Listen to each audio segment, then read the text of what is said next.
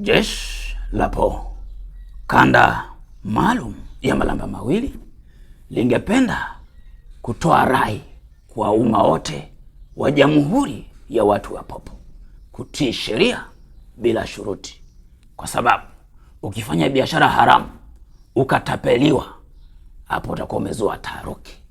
Nasema hivi kwa sababu jana tarehe 6 mwezi huu Januari 2026 maeneo ya Sinza majira ya saa 4 usiku, dada poa mmoja ametapaliwa na kijana mkazi wa Malamba Mawili. Kijana huyo baada ya kupata huduma ya dada poa alifanya muamala au malipo kwa njia ya simu. Masaa mawili baadaye kijana huyu alirudisha muamala. Naona sasa dada huyu katutumia message kwamba ametapeliwa.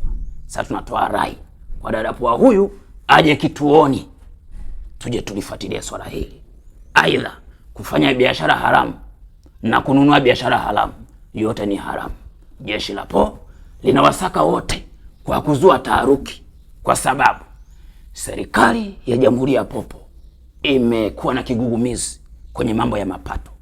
Inashindwa kusema aidha ukiuza toa risiti, ukinunua dai risiti, kwa sababu mmeuziana haramu.